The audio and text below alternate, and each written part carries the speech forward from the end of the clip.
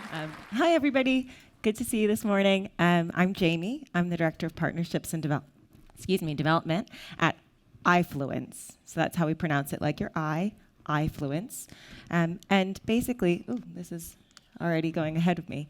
And what we do is AI-based. And so I'm going to kind of tell you a story and really explain to you why we're here, what we're working on, and how it's a little different from maybe some of the other social influencer ideas you've seen so far.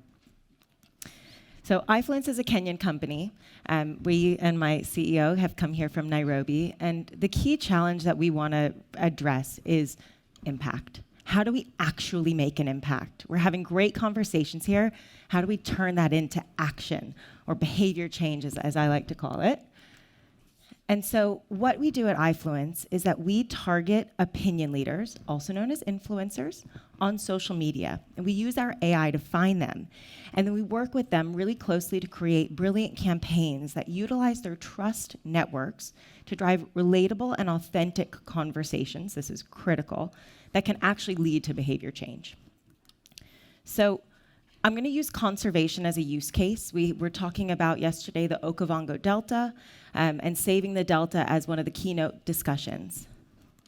So I found this ad, or I guess it was a promotional video on YouTube. I wasn't able to lift it and play it here, but it starred Prince William, David Beckham, and Yao Ming.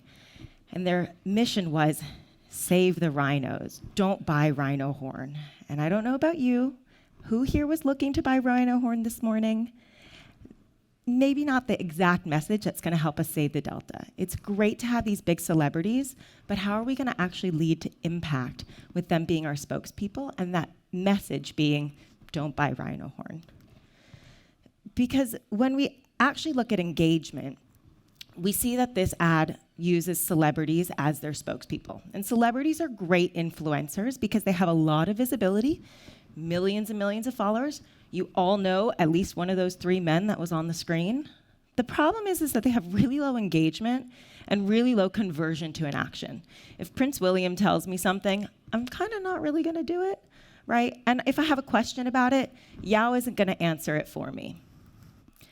So at AIfluence, what we do is instead of focusing on using celebrities to share a message and a mission, we look at micro and nano influencers. These are people with about 1,000 to 30,000 followers. So almost everybody in this room is probably at least a nano influencer. And we use these individuals because while they have really low visibility, they have really high engagement. When your friend posts on social media, you're going to like it. When they put up a video, you're going to watch it. And so they've got a lot of engagement with content, and then they're more likely to convert you to an action.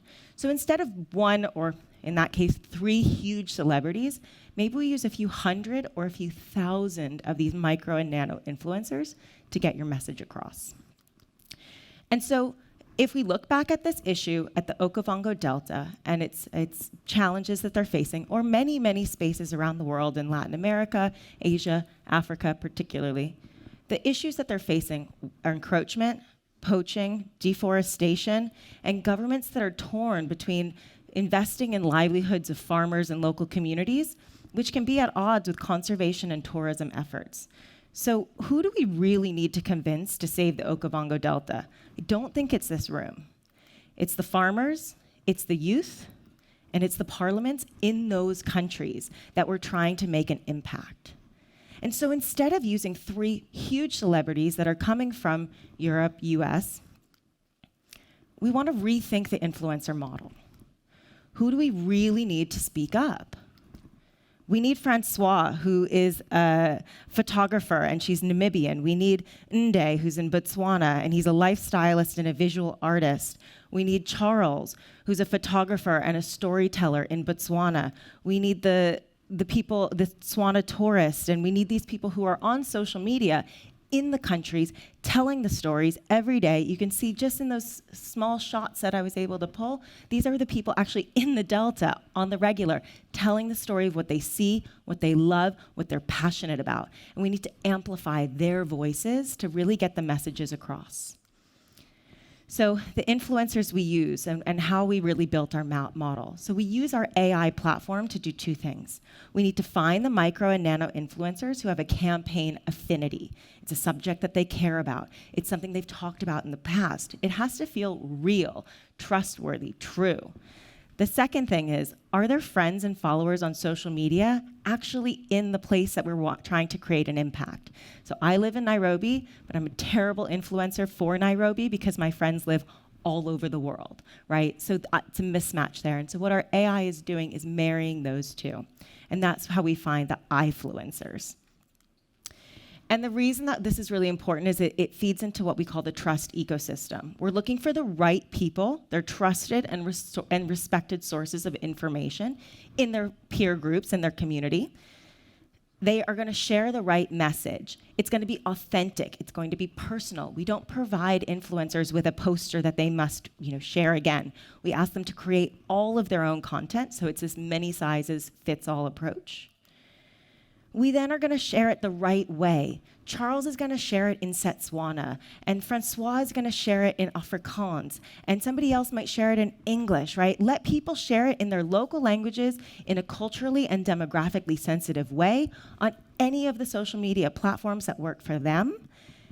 And then most importantly, we're going to make sure it adapts over time. I don't want this to feel like a commercial that you tune out every time it comes on. It's going to be changing week by week. We're going to use AI to identify what's working, and let's do more of that. What's not working, and let's change tact. So in each of our campaigns, there's 3 key steps. We use the AI and the AIfluence platform to identify and screen the right influencers for a campaign. So here we have another example of somebody, and you can see in our dashboard, we're looking at everything from what is the person like, what hashtags and topics have they talked about before, where are their friends, who are their friends, and it goes on and on. Then we're gonna look at, we're gonna provide the influencers with a campaign brief and support them in developing the campaign strategy. Most of these people do not self-identify as influencers. We work across subjects. I do a number of COVID campaigns or safe democracy campaigns. They're just normal people, so we wanna support them and give them the tools they need to create interesting work.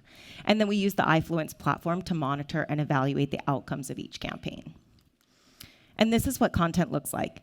Every single person is posting something different. It has memes and selfies and GIFs and stock photos and original photos and typos and errors and whatever it is. Just talk about the mission. Talk about the thing we're trying to achieve together. So we have quite a number of milestones to date. We're a startup, we're quite young. The company was really getting kicked off in January of 2020, where we raised our first $100,000. And so from there, we've kind of grown. And most excitingly, even though we're in Kenya, we're working across the world. As of right now, we're working in 14 countries across Africa and Asia, as well as launching our first European campaign in November in the UK. We're really proud of this. We can work actually anywhere in the world because everything's on the internet. And we've got a brilliant team of people who are able to work with people across English, Swahili, French, whatever it might be. And so moving forward, we're expanding further into Africa, Asia, MENA. We're investing our seed funding into our platform so that we can make it more user-friendly and forward-facing for our clients. And we're developing a SaaS platform as well. So who wants to turn things around with us and rethink their influencer model? I've put up a picture of my CEO so you can see him. He's here with me and had the very kindness to let me speak today since I love public speaking. So this is Nelson. He's our co-founder and CEO.